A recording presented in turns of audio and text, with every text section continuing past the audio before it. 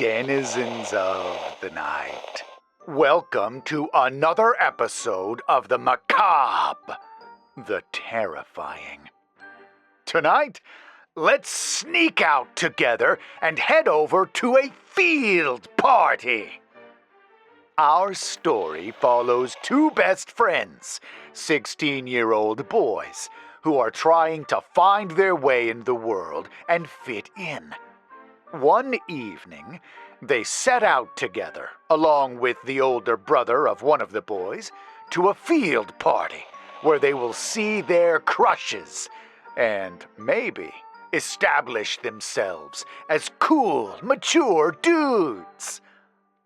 But during that process, they find themselves in an old, dark barn where they discover that not all urban legends are entirely fictitious. This story is called The Great Horned One and was written by J.L. Goodwin.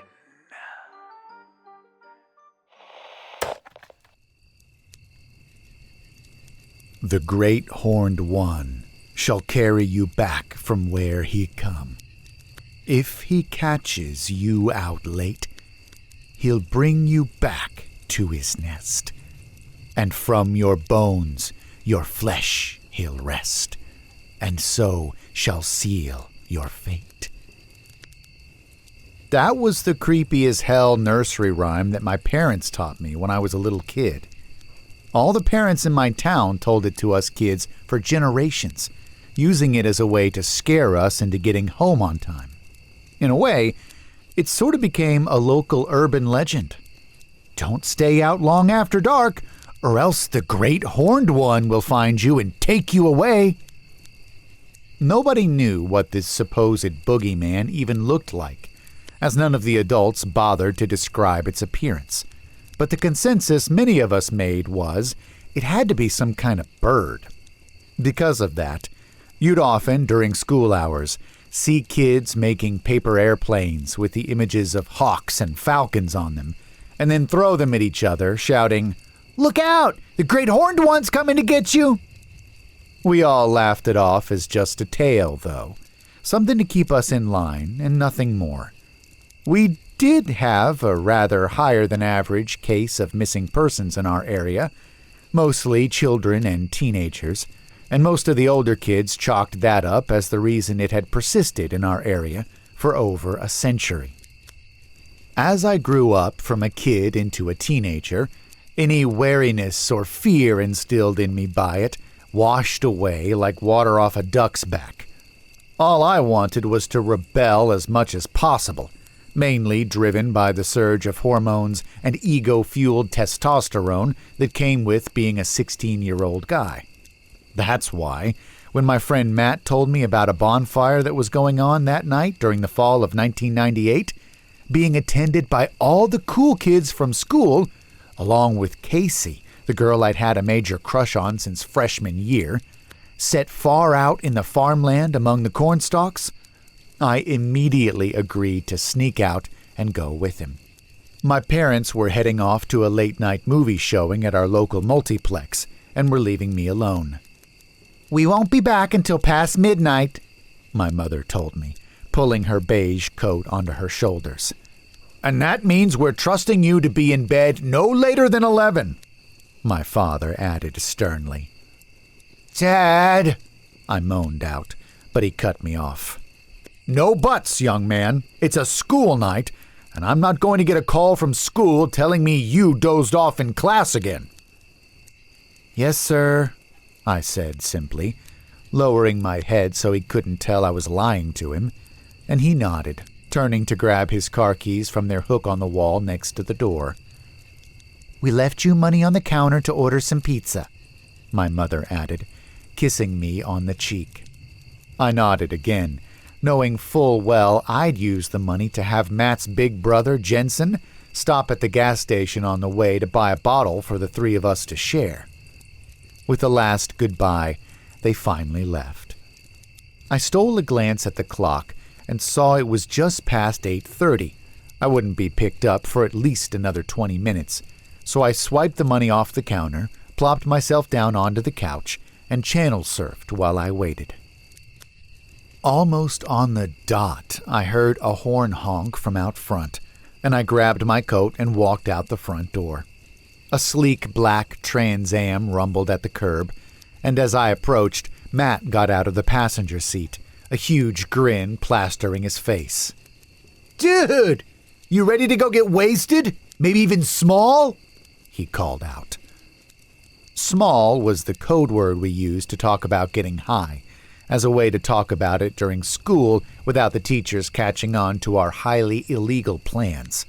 I returned the high five he offered me, a smile splitting across my own face. "Fuck yeah, bro! This is gonna be sick as hell!"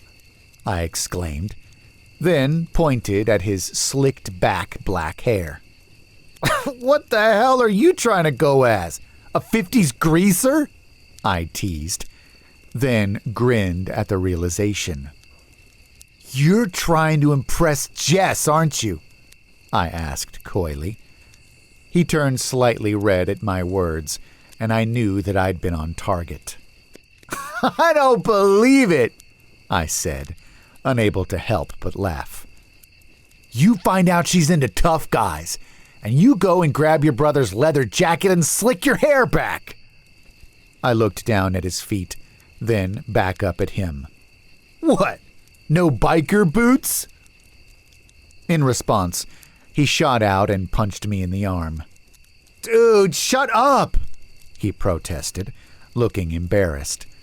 He raised his head and tried to look tough, narrowing his eyes and raising his chin in a poor parody of a character from The Outsiders. "I just felt like dressing like this, that's all," he added in a defiant tone. "Sure," I replied, still grinning. He went to punch me in the arm again, but I dodged it and quickly grabbed my friend in a headlock. "Man, cut it out!" he cried. "Not till you say uncle," I retorted, laughing. "Hey, you two coming? Or do you want me to leave you to make out with each other?" came a deep, booming voice from the car. I let go of Matt, causing him to stumble back against the car. For a moment, he glared at me, then began to laugh. I shared it with him, slapping him on the shoulder as I leaned down, pulled the front seat forward, and crammed myself into the back seat. "Hey, Jensen," I said, as I sat down into the cramped space. He turned to me, the silver glint of his earring reflecting off the street light above us, and nodded. Matt climbed back in, and with a chirp of the tires, we took off. After stopping and hiding in the car while his big brother went into the station to buy us a cheap bottle of liquor, we found ourselves driving on a dirt road towards the darkened shape of a farmhouse. The old Fredrickson farm sat as dark and quiet as a tomb. Old man Fredrickson and his wife were away on vacation for 2 weeks, and the hands who tended the fields in his absence had long already gone home, leaving us to have the run of the place. As we pulled up behind half a dozen other cars and trucks, I could see the bonfire burning brightly in the middle of a currently unused field. Logs had been pulled from the firewood pile beside the house for use as seats, and I saw everyone sitting there, laughing and passing around bottles and blunts. We got out of the car and let Jensen lead the way, hopping the wooden fence and crossing to the others. "Yo, Jensen, dude!" called out a hulking figure wearing a Letterman jacket, who stood up and embraced him. Perry and Jensen had both gone to school at the same time. However, due to a poor class record, he'd been held back a few years while his friends had graduated. The only reason he was tolerated and not expelled was due to being one of the toughest linebackers our school football team had. He noticed us as he stepped away from Jensen and smirked. "Well, well, look who decided to come along," he called out, raising his arms in a mocking parody of greeting a friend. "Matt and Carrie, here to pop their proverbial party cherries." I rolled my eyes at him. The two of us had never gotten along, and I never made any attempt to pretend otherwise. "Whoa, proverbial," I said, with sarcasm dripping from every word. "Easy there, Pear. You might end up using all 4 of your brain cells at once." Perry's face darkened into a scowl as a few others around the fire let out snickers. "Easy, guys," Jensen said. "We're here to cut loose and have fun, remember?" Matt looked apprehensively between me and the human refrigerator sizing me up. After a moment, Perry shrugged, though I could still see embers glowing in his eyes. "Yeah, sure, whatever," he said, patting Jensen on the shoulder and sitting down, before gesturing for us to do the same.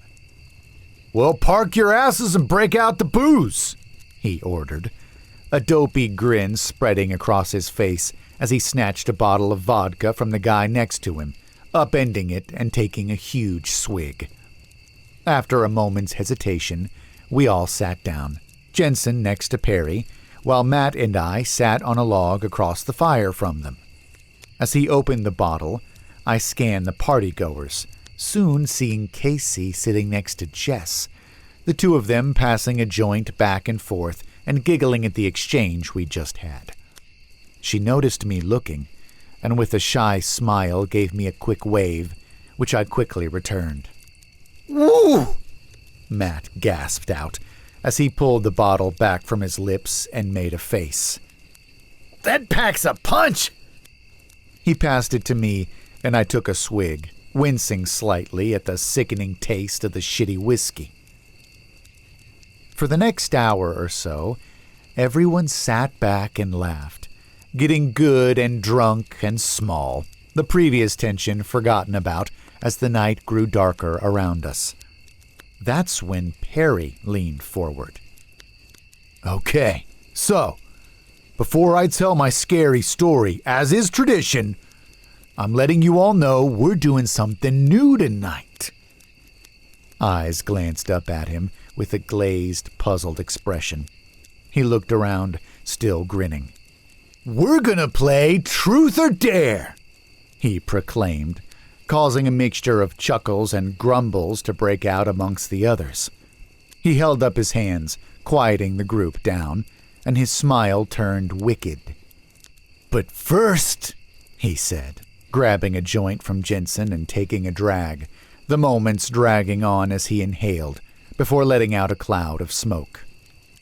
"A story. A scary story." I chuckled and shook my head slightly. This ought to be good. He looked around the campfire again, and then began, leaning back so that his face was hidden in the dark. "This is a story about Nina and Lyle Vernon," he began with a hushed tone, which caused everyone to shut up. Even I was now paying attention. Everyone knew about the Vernon siblings, 2 children who had disappeared without a trace one night in 1958, 40 years ago exactly. He stayed in shadow. Now, Nina and Lyle were out one evening hanging out with their friends and doing whatever shit kids in the 50s got up to. He was interrupted by a slurred call on the other side of the fire, a guy I couldn't see. "You mean your mother, Pear?"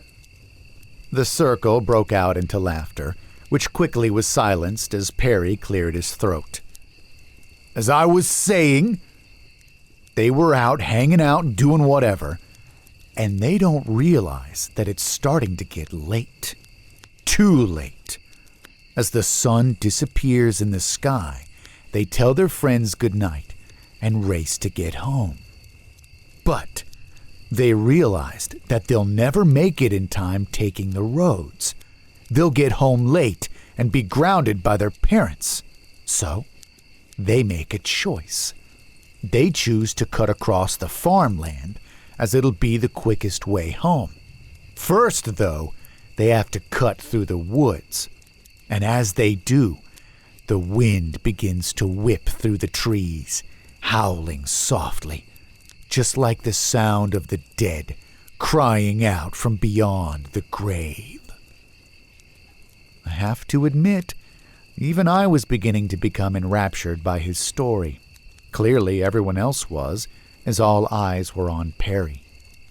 Damn, didn't think he was this good a storyteller, I thought. He continued. All they could hear was the howl of the wind, their own breathing, and the sound of an owl, hooting softly somewhere deeper in the woods. They can't help but shiver at the sound, and they begin to walk faster. Soon enough, they leave the woods and begin to cross a cornfield.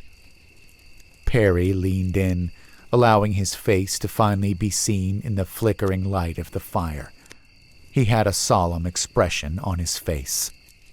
As they did, though, they heard a whooshing sound pass over their heads and felt some kind of wind, sharper than the rest, hit their backs. They looked up, but they couldn't see anything, so they kept going, faster now. The sound of something passing over their heads comes again, this time from in front of them, and yet they still can't see anything. So now they're starting to feel afraid. Their parents have warned them about what'll happen to them if they stay out late, past dark, and their only thoughts are about it.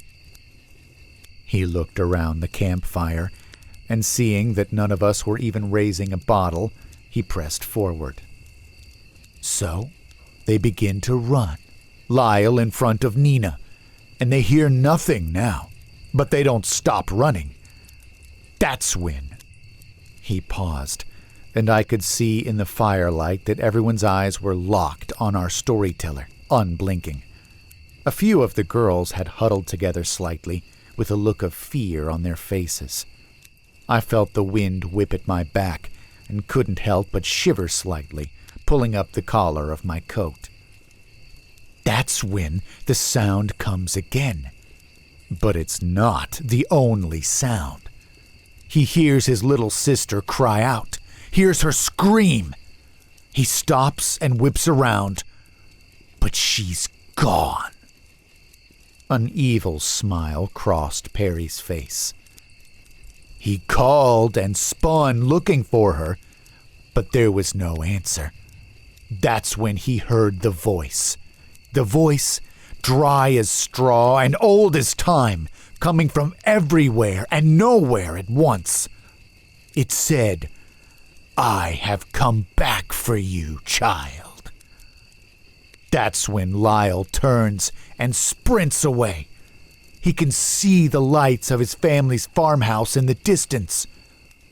But he never made it, because at that moment, something seizes him from behind. Something picks him up off the ground and begins to carry him away. Away from his family, away from safety, away from everything.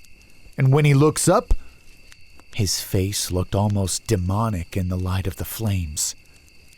He screams because he sees what has him.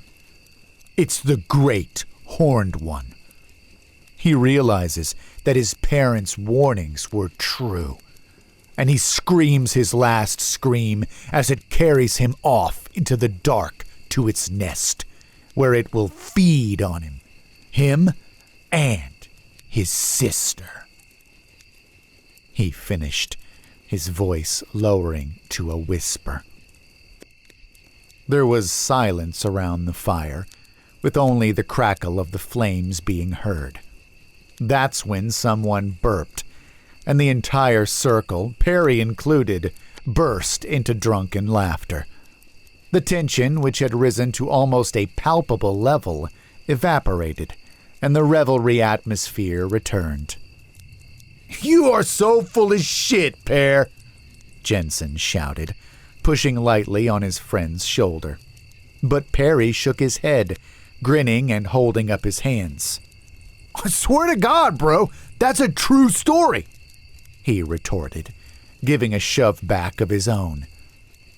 That was when I made the dumbass mistake of opening my own mouth, more from the liquid courage the booze had given me than anything. Well, if you aren't bullshitting us, then what does the terrifying great horned one look like, man? His head snapped up, and I saw him shoot daggers at me across the circle. Instantly, I regretted saying anything. Way to go, dumbass. You're about to get your ass kicked. But after a moment, a wicked smile split his face. He didn't answer my question, though. Well, since you were the one to speak up, why don't we make you the first ever participant in our first ever Truth or Dare game? He said, his grin widening. And because you're the first, one little change from how we normally will play is I get to choose which one you'll pick. Now let's see, he said, stroking the stubble on his chin.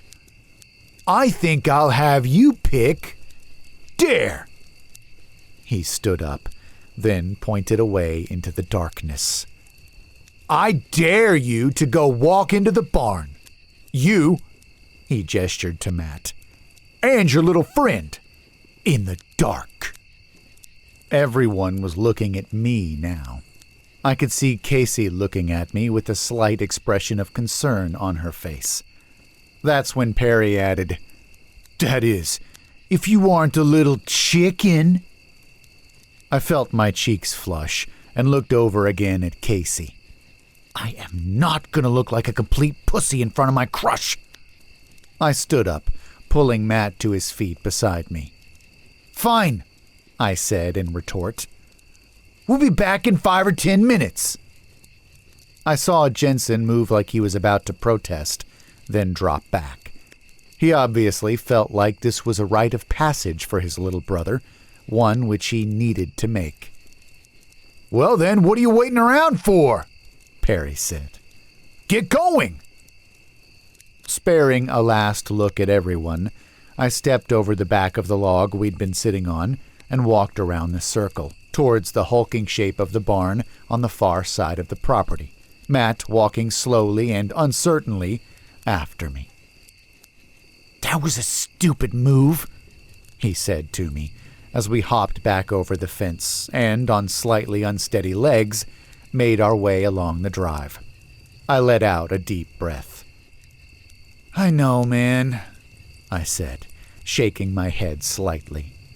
Once again, I find out why I get myself into trouble so much. He patted me on the shoulder. Yeah, you do tend to let your mouth get ahead of your brain when you're wasted, but at least you got me to make sure you don't get into truly deep shit.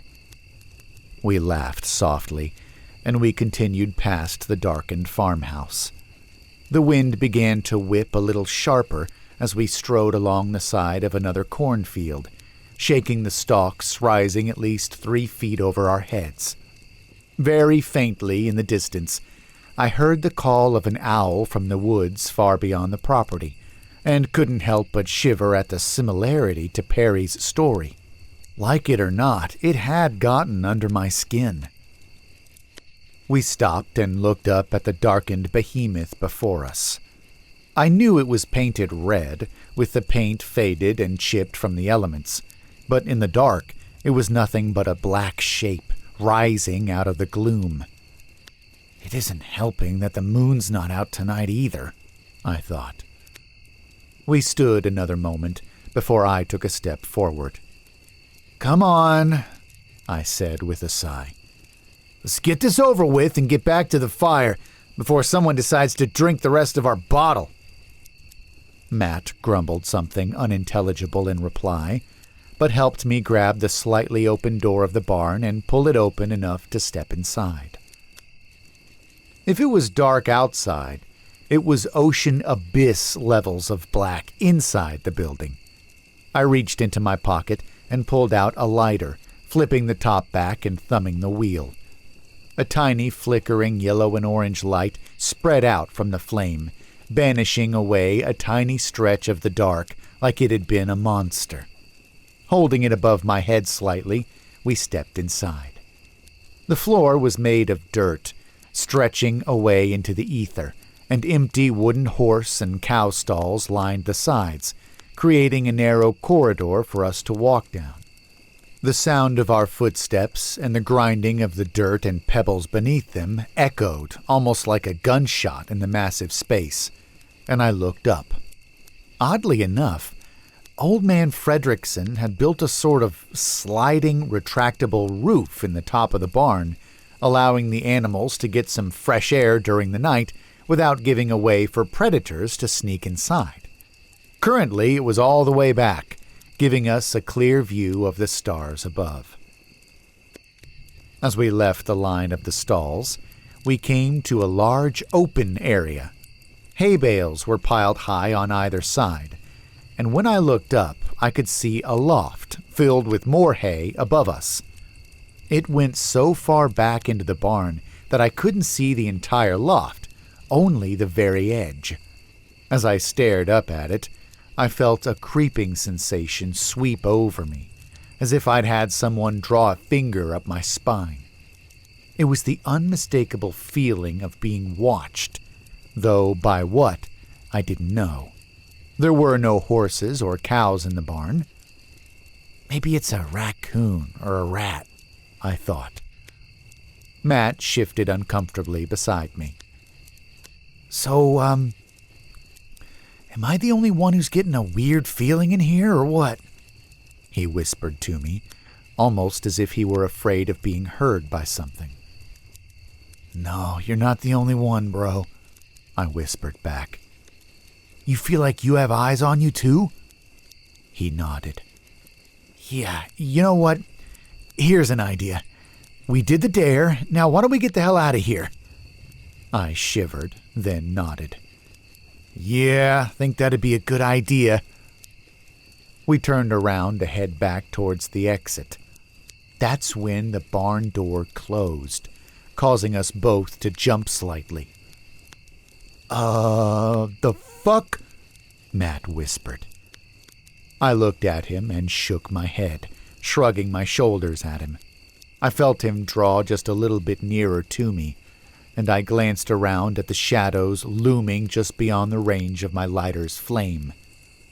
I don't see anything, I whispered, then groaned. What? Matt asked. Someone's playing a joke, I whispered, then raised my voice.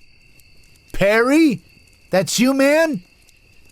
Silence, except for the creaking of the wood and the howling of the wind through the open roof. I heard my voice waver as I spoke loudly again. Perry, if this is a joke, it ain't fucking funny, asshole! There was still no reply. Okay, this is too much. Let's go, Matt said, and I began to walk forward when I heard the crunch of hay come from my left. I pulled Matt close to me and flicked closed my lighter, plunging us into complete darkness. Shh, I whispered to him, reaching into my pocket and pulling out my penknife. I knew it would do exactly jack shit in a real life-or-death struggle, but it was something at least. The sound came again, closer this time, and I felt my heart begin to thump hard in my chest. I began to pull Matt by the shoulder in the direction of the door, trying to be as quiet as possible. The sound never let up, and at one point I swear I felt hay fall on us from above, but we both kept silently moving.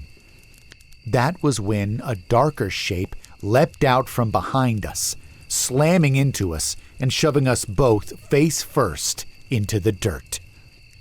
Matt and I both let out frightened, pitiful screams as something pressed hard down into our backs.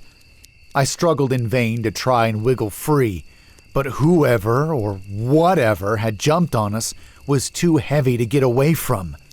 I felt hot breath on the back of my neck and whimpered slightly as a whisper floated down to me from the darkness.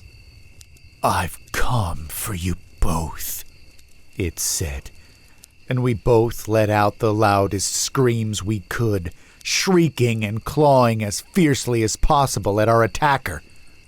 That's when the pressure on my back eased away, and I heard something else. I heard someone begin to laugh, almost hysterically so. Scrambling to my feet, I whirled around to find a flashlight beam flicking on into my face, blinding me. I felt Matt climb up beside me, and we both squinted to see who was holding the light. It lowered, and I felt my temper begin to rise. "Perry! What the fuck, man?" I shouted at the top of my lungs. Indeed, Perry stood there, his face red from a combination of alcohol and laughter, almost bent in half as he held his stomach. "You two!" he gasped out, between almost seal barks of laughter. "You two should have seen the look on your faces!" He pointed a thick finger at me, and for a moment I was tempted to reach out and attempt to break it. Consequence be damned after this stunt. "You are a grade A asshole, you know that?" Matt screamed, running forwards and shoving Perry backwards. He stumbled, then laughed again. "Oh, come on, Matty. It was just a joke," he said, grinning.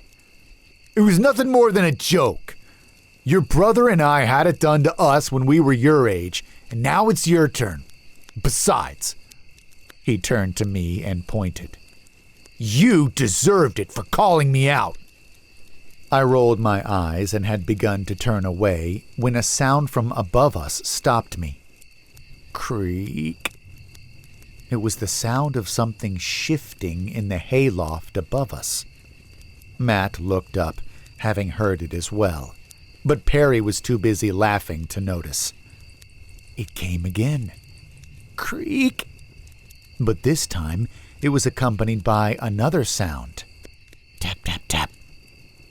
It was almost like the same sound you'd get when you drummed unclipped fingernails on wood. Now Perry did hear it. He stopped laughing and swung the flashlight around. "What was that?" he asked slowly. I shook my head. Looking around, he slowly began to walk down towards the other end of the barn. "Perry!" I called. "Don't be fucking stupid! Get back here!" But he ignored me. "Perry!" Matt hissed, before looking back at me. I sighed, then nodded. We both knew he was a complete prick, but he was also Jensen's friend. Whether we liked him or not, we couldn't leave him alone in here. Striding after him, we soon caught up to him, standing in the middle of the wide open area. "Perry, come on, let's go, dude!" I insisted, tugging on his arm, but he wriggled out of my grip and shone the flashlight beam around. "Where did that come from?" he wondered aloud. The sound had stopped for a moment, only the whistle of the wind. Then it started up again, faster now. Creak, tap, tap, tap. Creak, tap, tap, tap. Whatever it was moving towards us from above. The hayloft. "Perry," I began, but felt my voice wither and die in my throat as though someone had gripped me tightly around the neck. I felt my blood turn to ice, and the color drain from my face as I attempted to process what I was seeing. I was looking at a pair of eyes. 2 gigantic, glowing yellow eyes, staring down at us from the darkness above the loft. They never blinked, and I felt my bladder, full from the alcohol I drank, let go. They continued to stare, unblinking and cold, the way a predator regards its prey. I willed for a scream to escape my lips, but no sound came out. Perry pointed the flashlight at me. "What?" he asked. But I couldn't answer. I couldn't look away from the yellow orbs, ones the size of dinner plates. "What?" Matt demanded, then turned to follow my gaze. Unlike myself, he was able to let out a scream, and it attracted Perry's attention to look up, shining the flashlight and revealing the creature that the eyes were attached to. God, though I would have been so much happier to never have known. My first thought was that it was an owl, a great horned owl. But the only thing that tied this thing to an owl was its figure. It had the same body, the dark feathers glinting in Perry's flashlight beam, the same sharp curved beak, the same long sharp talons gripping the edge of the loft. But no owl could ever be this size. Even bending over slightly, its ears grazed the rafters of the barn's roof, making it at least 15 feet tall. And, worse still, I saw a corner of feathers near the edge of its beak lift slightly, almost in a mocking caricature of a smirk. "What the fuck is that?" Perry cried out. Matt was the one who answered him. "The Great Horned One," he let out in a whisper. Perry stammered. But that's only a myth, a legend, it's not real." And with that, he turned to run. We all did, but it was too late. With an effortless hop, it leapt down from the loft, letting out an ear-piercing shriek that rattled my eardrums. The impact of it landing sent me flying off my feet onto the floor, and I felt my nose break as it slammed into the dirt. Blood began profusely dripping out of my nose, but I was too preoccupied to notice. I whirled around onto my back, searching for the others. My eyes caught the beam of Perry's flashlight, which he dropped. The beam was pointing back towards the center of the wide area, and it caught a horrific sight. When the creature had launched itself down, it had opened its talons, just like a normal owl would to catch a mouse or snake, and its aim had been true. Lying underneath both of its talons lay my best friend and Perry. Perry lay face down, making no sound, and the reason why was clear. The rear talon had pierced directly into his back, pinning him to the floor. A pool of blood was stretching out from his still form, staining the dirt around him like someone had splattered red paint everywhere. Matt, however... Oh, God, no. Matt was still alive. He just missed being impaled, and was instead clutched in the other talon, which had closed tightly around him. He couldn't let out a scream. He just lay there, feebly attempting to free himself and whimpering softly. The creature, the Great Horned One, looked down at him as he futilely attempted to escape, regarding him with a predatory coldness. Then it lifted its head and locked its eyes on me. I felt a shiver run down my spine, and I began to shake uncontrollably. It began to lean towards me. It was so gigantic that it didn't even need to take a step forward. I pressed my back as far into the dirt as I could as it towered over me, almost as if willing myself to sink into the earth. All I could see were the glowing yellow eyes now, and I could smell and feel its breath on my face. It was rancid and smelled of long dead things. I was crying now, tears mixing with the blood from my nose. And then it opened its beak, the area underneath it puffing out the way owls do to hoot. But no cry came from it. It spoke, in a voice that sounded like it came from everywhere and nowhere at once, one that sounded as dry as hay and filled with nothing but hatred. Hatred and pure evil. in only a sinister whisper. "I'll come back for you." I raised my arms over my face, curling into a ball, and finally let out a scream, an ear-piercing one that was louder than I ever had or ever have since uttered. I heard a whooshing sound, but kept my hands over my head. When I finally pulled them away, I was alone. It was gone, left out the open roof. Perry was gone as well. And Matt. It took me a long time to get to my feet. I was shaking far too much to do anything but lay there. When I finally did, I stumbled on unsteady legs out of the barn and back to the group of people around the fire. They called jokes and jeers, laughing as I approached. But when they saw my face, they stopped. And when they realized I was alone, they ran to the barn, calling the others names. When they saw the pool of blood, one of them broke into the farmhouse and called the cops. The place was soon lit up by a cacophony of blue and red lights, along with concerned parents flooding in as well. The police cordoned off the area and took everyone's statement. When they got to me, after I'd calmed down somewhat, wrapped up in a blanket on the back bumper of the ambulance, I told them the truth. I knew I sounded nuts, but I didn't care. They didn't believe me, of course, and I knew they wouldn't. Who would believe that something out of a local nursery rhyme, however demented it was, had taken them? They put out a statement saying that it had to either have been an animal attack or a group of people who had attacked us, making off with the bodies afterwards, and chalked up my hallucinations to head trauma. My parents took me and moved away from town before the end of the year.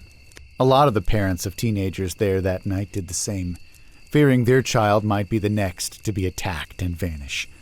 It caused the town to more or less dry up. Today, it's just a shell of itself. I also heard that Jensen ended up driving his car off a bridge into the river 2 years later. I can only assume it was out of guilt of not stopping his little brother from going with me. That was 25 years ago. I'm 41 now. I live in New York City now, far away from any farmland, from any barn or woods. I'll never leave the city. I'm too afraid of that thing keeping its promise to me. I can't help but break out into a cold sweat and scream when even just the shadow of a damn pigeon passes over me. And if anything even remotely related to owls turns up on the TV, I freeze before quickly changing the channel.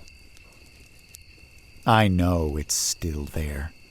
The continual disappearances of kids and teenagers that I hear from the few people who were there that night, who stayed, is proof of that. And I can't help but wake up screaming some nights. Screaming from the recurring dreams I have of my friend being torn apart and devoured in a giant nest, one filled with the bones of its previous meals, of cold yellow eyes staring at me from the dark, and of that voice, that damned eternal whisper. "I'll come back for you."